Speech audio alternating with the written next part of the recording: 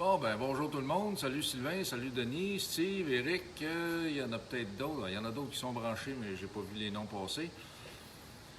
Eh bien, bienvenue encore une fois aux vidéos du déconfinement. Je sais pas si on va toujours les faire comme ça les vendredis puis les appeler comme ça, mais bon, pour l'instant, on en a plusieurs de faits depuis que ça a commencé. Salut Marc. Et puis, les retours que j'ai, il y a à peu près, je vous dirais,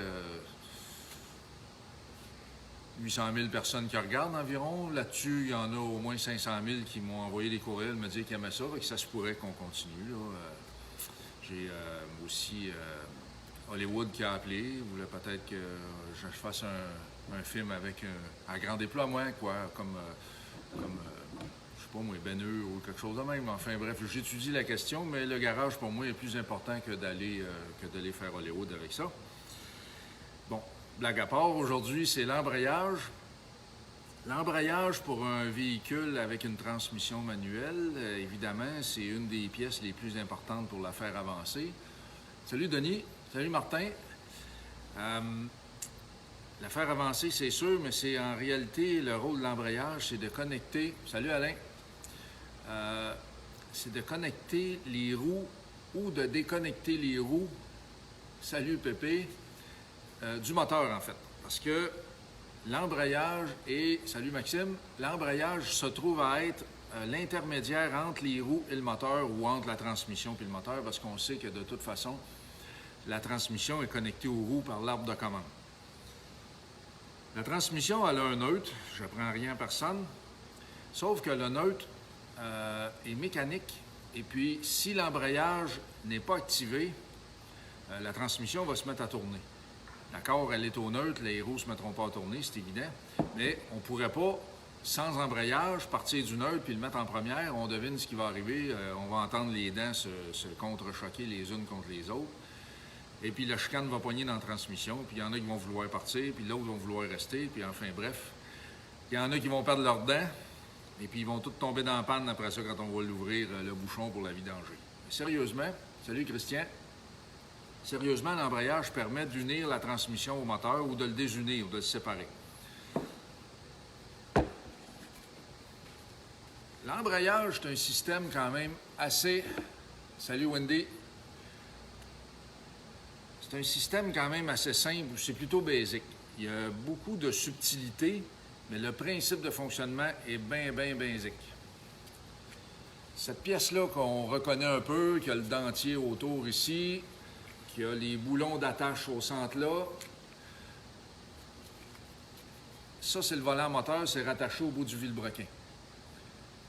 Ce que vous voyez de lustré, c'est la partie qui glisse avec le disque d'embrayage. Le disque d'embrayage est ici. Là, bonjour Lionel. Évidemment, ce que je tiens dans mes mains, c'est pas gros, c'est léger, c'est petit, c'est facile à manipuler, puis c'est parfait au niveau format pour faire la vidéo. S'il y en a qui se demandent c'est quoi, il y en a qui l'auront deviné, c'est du matériel de 2 chevaux. Mais que je parle pas de 2 chevaux ou que j'en parle, ça s'applique de toute façon. Bonjour. Oui, Monsieur Pelletier en direct, oui, c'est bon ça.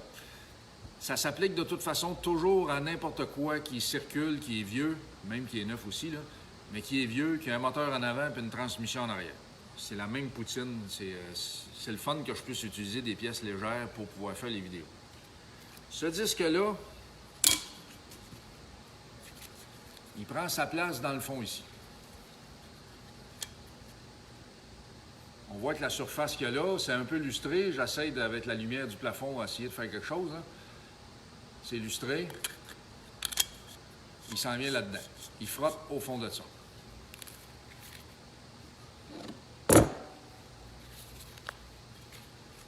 Le disque, lui, pour pouvoir frotter au fond de ça ou pas, forcément parce qu'il y a le choix des deux, lui, il ne se laissera pas peser de même sans avoir un petit coup de main. Il va avoir la plaque de pression, ça ici. Autrement dit, en bon français, la pressure plate. Ce modèle, c'est un modèle à diaphragme, ce qui veut dire qu'il n'y a pas des ressorts à boudin comme on est habitué de voir. Tout ça, c'est le diaphragme. La pédale, lorsqu'on pèse dessus, fait pousser sur un roulement sur cette partie au centre pendant que ça tourne. Et puis, le diaphragme, si on regarde comme il faut, il est conique, comme ça.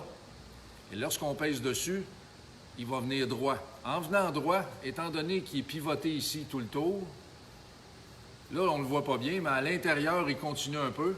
Ce qui va arriver, c'est que lorsqu'on va le descendre, lui, au centre, comme ça, par là, il va venir droit, mais ce qui dépasse du pivot va s'en aller dans l'autre sens.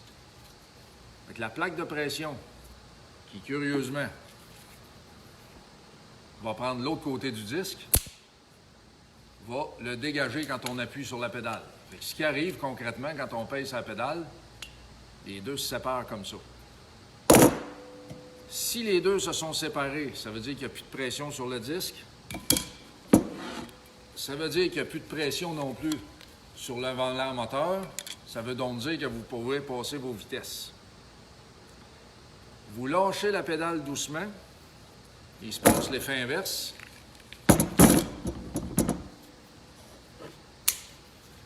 Pour lâcher doucement la pédale, il se fait l'effet inverse, comme je disais. Vous partez de là parce que vous aviez le pied. Vous appuyez la pression sur le disque qui s'appuie contre le volant moteur. Puis là, vous vous mettez à tourner et ça se met à avancer. Salut Robert. Ça se met à avancer. La pressure plate est assemblée ou fabriquée pour aller avec son volant moteur. C'est très rare qu'on peut alterner, à moins que le fabricant ait lui-même changé le numéro ou changé la pièce. On va y revenir. Pourquoi je dis ça? Parce qu'ils ne sont pas tous à diaphragme, ils sont à ressort aussi. Bonjour Laurent. Le volant moteur puis le disque de pression se boulonnent ensemble, puis prennent en sandwich le disque. Comme on a ici. Quand on fait l'assemblage, on va faire un petit assemblage rapide. On fait l'assemblage, vous allez voir que le volant moteur, il ne peut pas, on voit ici, là, il ne rentre pas au fond dans la gorge du volant moteur. Il va rentrer une fois qu'il va être boulonné. C'est cette épaisseur-là environ qui va donner la pression entre le disque, la pression sur le disque entre le volant moteur et la plaque de pression. Bonjour Daniel. Quand la plaque de pression pince le disque contre le volant moteur, ça ne bouge plus. Ça ne fait qu'une pièce. Lorsque vous pèsez sur la pédale, vous séparez le disque, en fait, vous enlevez la pression, vous séparez le disque du volant moteur, ça devient maintenant deux pièces. Bonjour du Pas-de-Calais. Ah, il est 9h, c'est une valeur, va regarder la vidéo chez vous. Le volant moteur, ce qui fait que vos roues se mettent en marche, c'est que lui, il est au bout du vilebrequin, fait que si vous entendez le moteur tourner, vous pouvez dire à votre voisin ou à votre belle-mère que le volant moteur, c'est sûr et certain qu'il tourne. Vous pouvez l'affirmer à 110 %. Ça vous donne un 10 % de lousse. Bonjour, Carl. Alors, avec votre 10 % de lousse, vous avez des air lousses pour faire quelque chose.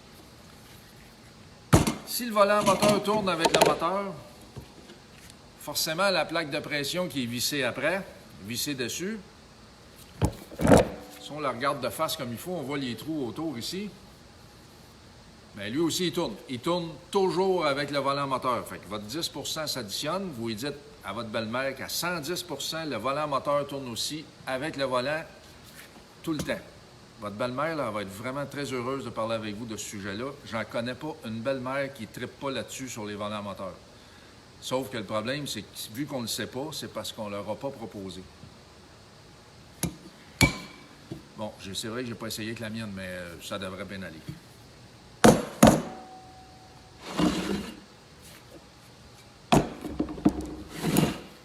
Ça veut dire que ça, là, le disque, lui, si vous avez suivi jusqu'à date depuis le début, lui, ça veut dire qu'il ne tourne pas tout le temps avec le volant moteur. Quand vous pesez sur la pédale d'embrayage, vous l'envoyez au fond, puis que tout est en ordre et bien ajusté, je pèse là-dessus parce que si c'est mal ajusté, tout ce que je dis là n'est pas vrai.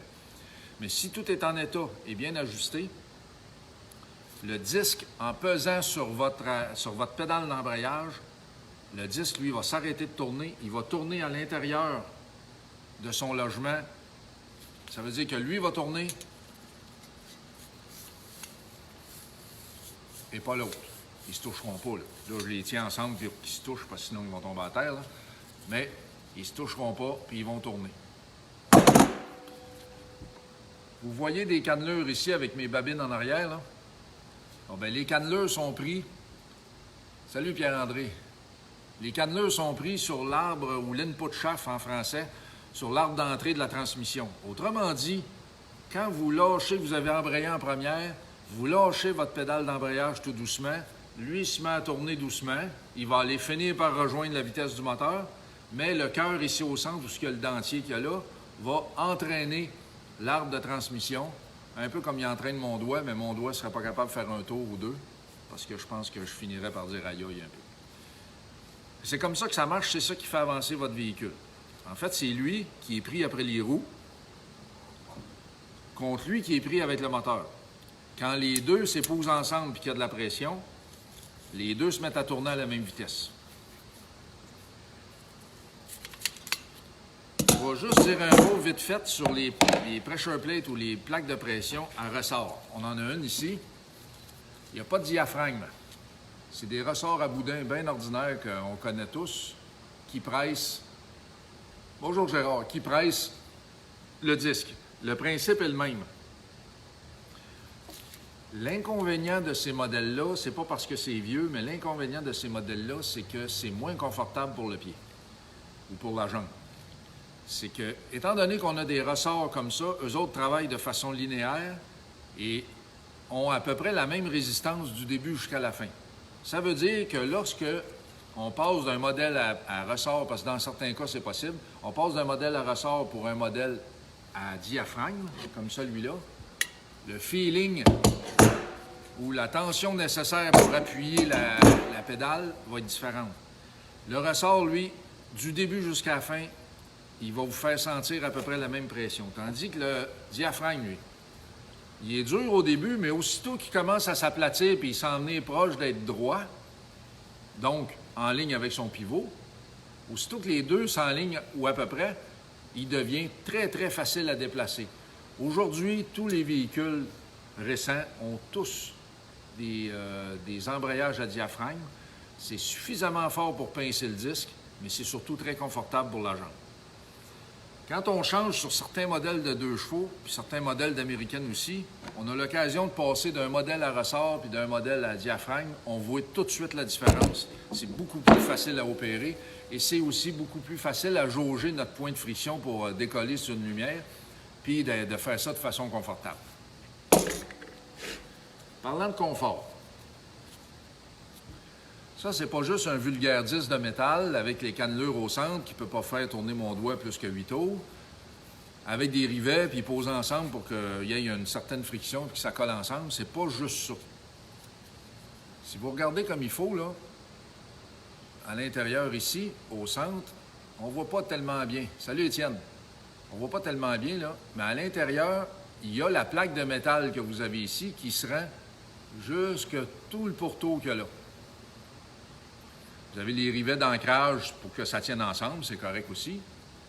Sauf qu'ici, la tôle qui est là, qui est rendue jusqu'au pourtour, elle est gondolée.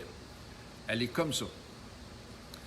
Le but de ça, c'est que lorsqu'on commence à pincer le disque avec la pressure plate contre le volant moteur, on veut qu'il y ait une espèce de petit ressort pour adoucir le départ, pour pas que ça broute, pour pas que ça vibre ou que ça embraye d'un coup. Celui-là, il n'y en a pas, mais beaucoup de disques, beaucoup de disques ont des ressorts ici. Vous allez voir ça, si vous allez voir des disques de friction, d'embrayage sur Internet, vous allez en voir à la tonne. Ils ont beaucoup de ressorts ici. Les ressorts ont pour but de la même chose, mais vous avez aussi des disques qui sont équipés du gondolage ici, plus les 5, 6, 8, dépendamment du système, 4 même, des ressorts comme ça. Les ressorts qui sont placés ici tout le tour vont absorber le début et ça va éviter de cogner sur le centre, fait que ça fait encore un départ encore plus en douceur. Ce modèle, maintenant, est remplacé par un modèle à ressort et la voiture, après, plus un disque à diaphragme. Fait que la même voiture, avec le même moteur, la même transmission, il n'y a rien qui a changé, les mêmes pédales, le même chauffeur puis la même belle-mère, mais il est plus facile à conduire puis il est plus doux pour le décollage.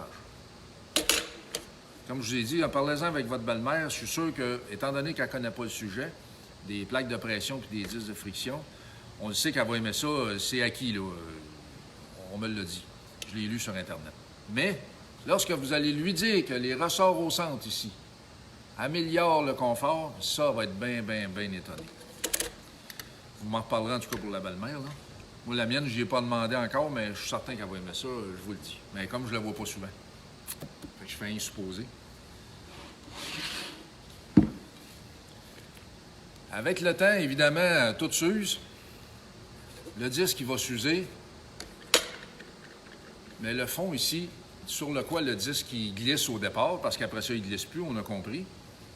Mais ça aussi, ça vient qu'à s'user. Puis quelqu'un qui a le pied sur l'embrayage, puis qui ne le lâche pas rapidement, puis qui a fait glisser longtemps pour décoller parce qu'il a peur de caler sur un feu rouge, il va finir par faire chauffer ça à un tel point, avec l'accumulation, la fatigue du métal, qu'on va avoir des petits points bleus. Si ça va au-delà de ça, ça va finir par craquer. Mais ça, il faut les éliminer. Il faut complètement enlever ça. On est en train de changer l'embrayage sur la belle Buick qu'il y a derrière moi. Puis j'ai posté sur la page du garage cette semaine, la semaine passée, justement, on fait son embrayage, puis le volant moteur a été fait. On voit la photo d'avant puis la photo d'après. C'est vraiment un bel exemple de situation, d'amélioration ou de correction qu'on apporte quand c'est fait. Je sais, ma belle-mère me l'a dit, il y en a qui changent le disque d'embrayage, mais qui ne font pas machiner ça. Ces gens-là, si je les voyais, je leur taperais ses doigts. Pas fort, là, juste avec une masse de 20 livres. Parce que quand on ne fait pas ça, ça va super bien au début.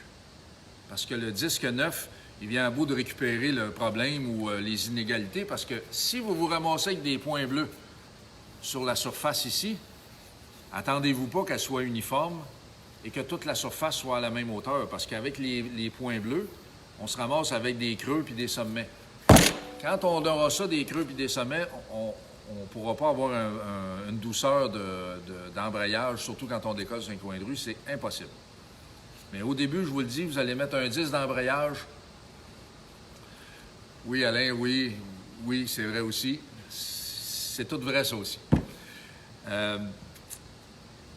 Alain, tu m'as fait perdre mon affaire. On parlait-tu d'embrayage? Oui, on parlait d'embrayage. Il faut donc faire machiner ça absolument. Sinon, vous ne faites pas une bonne job. Sinon, bien, vous êtes spécialiste dans d'autres choses. Pas là-dedans. Ça fait que je vous demande de rester spécialiste dans vos affaires. Puis moi, je serai spécialiste dans les miennes. Parce que sinon, si j'apprends qu'un de vous, puis je connais le nom, je vais le dire, puis je vais vous dire, puis je vais vous traiter de prix Nobel.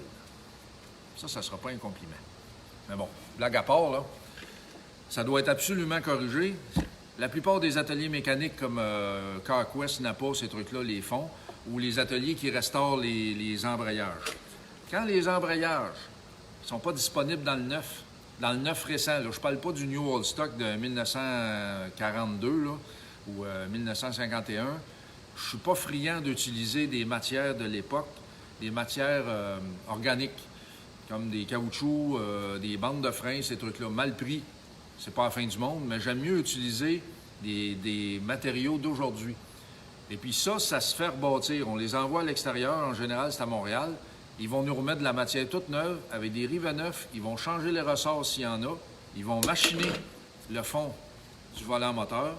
Et si on veut machiner le fond du volant moteur pour que ça glisse bien, il ne faut pas se leurrer, il faut faire la même chose avec ça, parce que le disque, il se fait pincer des deux côtés, lui. Fait que ça aussi, il faut que ça soit rénové. Si vous avez de la pièce neuve, c'est parfait. Vous utilisez votre pièce neuve, ça coûte généralement moins cher que de la faire rénover. Mais sinon, vous ne changez pas juste le disque. Je vous pardonnerais, mettons, on jase là. Je vous pardonnerais si vous mettez juste le disque de pression, puis vous ne faites rien machiner dans des conditions du genre, vous êtes dans le bois avec une belle Chevrolet 52, exemple, ou une Packard 48. Vous êtes dans le bois, il y a un ours qui vous court après. Vous n'avez pas le temps de faire machiner le volant moteur. Ça, c'est sûr. Là, c'est correct. Je suis d'accord avec vous. Changer le disque, c'est correct. Là, ça vous permet de sortir du bois et de vous sauver de l'ours. Mais sinon, là, on fait la job comme il faut parce que la plupart des véhicules, c'est pas drôle d'aller chercher ça. Puis la belle Buick qui est en arrière, pour ceux qui ne l'ont pas vu, pour atteindre le 10 de pression puis enlever l'embrayage au complet, il faut enlever le différentiel au complet puis le mettre à terre pour pouvoir enlever la transmission. Ça, c'est pas drôle, là. Si on fait un job à moitié, il faut enlever le différentiel, le remettre, puis après ça, on se ramasse avec un véhicule qui broute quand on décolle sur un coin de rue. C'est pas le fun. Quand on échappe nos dentiers ou ben non, qui se mélangent tout dans la bouche parce que l'embrayage broute, c'est pas drôle. C'est pas le fun. Il n'y a personne qui aime ça. Puis en plus, j'ai déjà su que, apparemment, on m'a raconté, je l'ai lu sur Internet, qu'il y a une transmission qui broutait, pas une transmission, mais un embrayage qui broutait tellement que le mari et la femme qui étaient assis en avant, ils ont échappé leurs dentiers, puis après ça, ils se sont mélangés quand ils les ont repris. C'était pas les bons. Fait qu'on s'arrange pour avoir un embrayage qui marche bien. La semaine prochaine, on va parler, si vous n'avez pas de questions, bien entendu, la semaine prochaine, on va parler des freins à tambour, les mal-aimés. Ils sont souvent bien mal aimés parce que tout le monde pense que c'était pas bon, mais je veux juste rappeler à ceux qui pensent que justement que c'était pas bon, que si on fait pas de course avec ça, puis lancer la navette spatiale ou ces trucs-là, c'est que les premiers freins à disque de série sont arrivés vers la fin des années 60, genre pas trop en option, là, ça arrivait de série. Ça veut dire que, on va dire, mettons 65 pour arrondir, là, 65 et moins, les véhicules avaient des freins à tambour. Alors, si on y va par la logique, c'est pas tout le monde qui s'est tué parce qu'il y avait des freins à tambour. C'est vrai, je parle pas de véhicules qui font de la course ou qui font du rallye ou qui font des... Nous autres, on fait et on jase de voitures d'origine principalement. Salut Stéphane. On jase de voitures d'origine, ce qui fait que pour nous autres, les freins à tambour, c'est pas si mauvais. Par contre, salut Jean-François. Par contre, les freins à tambour, pour la grande majorité des gens, si les gens sont coincés, salut Jean-François, l'autre Jean-François, si les gens sont coincés à faire des freins à tambour, la plupart des gens n'aiment pas ça. Et puis s'ils sont soit mal montés ou mal vérifiés avant l'assemblage, c'est vrai que ça freinera pas, mais à tel point que c'est presque pas pantoute, là. Bonjour Nicolas. Fait qu'on va essayer de démystifier tout ça parce qu'une fois que c'est bien arrangé, une fois que c'est bien assemblé, une fois que c'est bien monté, puis qu'on a, on va dire, contourné tous les pièges, les freins à tambour, ça fonctionne très bien. Je le sais, je me répète. Oui, bien, pareillement chez vous aussi, Stéphane. Les freins à tambour sont du bon matériel, mais je me répète, pour les voitures d'origine, il n'y a pas de problème. Là, avant qu'on embarque là-dessus, puis avant que j'oublie la semaine prochaine pour les freins à tambour, là, vous changez votre moteur, vous mettez un V8, vous aviez un 6 cylindres dedans, puis votre V8, vous calculez qu'il pèse environ 50-60 livres de plus que votre 6 cylindres une fois installé. Puis là, vous pensez que vos freins à tambour ne feront plus le travail. J'aimerais ça que vous vous posiez cette question. Je suis content d'y penser tout de suite parce que je pense que la semaine prochaine, je n'y aurais pas pensé. Votre nouveau moteur pèse 60 livres de plus que l'ancien avec votre installation. Bon, c'est réaliste. Mettons 100 livres de plus. On arrondit à 100 livres. Vous voulez changer vos freins à tambour pour vous acheter un kit de freins à disque en avant qui implique beaucoup de frais, puis souvent qui ne fonctionne pas bien du premier coup. Ça a besoin d'ajustement ou rajuster ou ajouter des pièces. Enfin bref, ça ne marche pas toujours bien du premier coup, en général. C'est vrai qu'il y a des kits, par exemple, sur des Corvettes ou des trucs du genre, sont tellement bien fabriqués qui s'installent du premier coup, c'est du bolt-in, puis on ne travaille pas trop pour les faire fonctionner. Mais c'est pas toujours comme ça. Mais dites-vous bien une chose, vous changez votre moteur, premièrement, les règlements ne changeront pas. Les limites de vitesse ne changeront pas non plus parce que vous avez changé votre moteur. Et puis, vous avez rajouté 100 livres. Vous allez croire que votre véhicule freinera plus bien ou plus du tout parce qu'il se ramasse avec 100 livres de plus ou un gros moteur plutôt qu'un petit. Moi, je veux juste vous faire réaliser que si vous faites grimper votre grosse matante là, dans la voiture là, qui est encore avec son 6 cylindres, là, qui pèse plus que la différence du V8 que vous voudriez mettre dedans, allez-vous changer vos freins à tambour pour des freins à disque parce que votre grosse matante vient de s'asseoir dedans? Je pense pas, hein? Ça ne changera rien. C'est sûr que si, par exemple, vous changez votre moteur puis vous voulez aller à la track les fins de semaine puis user des pneus en arrière, ces trucs-là, ouais, là, je suis bien d'accord. Fait qu'il faut faire la part des choses aussi. Il faut vraiment voir l'utilité puis l'application. C'est ça qu'il faut penser. Parce que sur les internets, là où je prends tous mes renseignements sans exception, bien, sur les internets, il y a beaucoup de choses qui sont dites. Et tout est vrai. Tout. Salut Annick, salut Danny. Bon, ben j'ai terminé. S'il n'y a pas de questions pour l'embrayage, on redécolle la semaine prochaine avec les freins à tambour. Ben, je vous laisse une demi-seconde pour me lancer une question. Sinon, on se salue et on souhaite bonne fin de semaine. Débouchez-vous une bonne bière ou une bonne bouteille de vin. Ah, Sylvain, la Buick, elle a un diaphragme ou un ressort. Elle est à ressort. Elle est trop vieille pour être à diaphragme. Puis il n'y a pas de conversion pour ça. Donc, pendant le confinement, Sylvain, trouve-toi quelque chose pour pousser, pour pratiquer ta jambe gauche parce que c'est plus dur qu'à diaphragme. Là, je blague un peu parce que je sais que tu la connais, ton auto, là, mais bon, c'est une blague. La tienne est à ressort. Bon, ben je vous laisse là-dessus. Ah, attends un petit peu. Steve, je sais pas si... bon week-end, Annick. Je sais pas si je vais voir tout ton message. OK, ouais, je l'ai vu, merci. Bon, ben c'est parfait. Ben, je vous laisse là-dessus. La semaine prochaine, même heure, même poste, ça va être les freins à tambour, les mal-aimés, comme le 6 volts, comme les pointes, comme certaines belles-mères aussi. Allez, bon week-end tout le monde.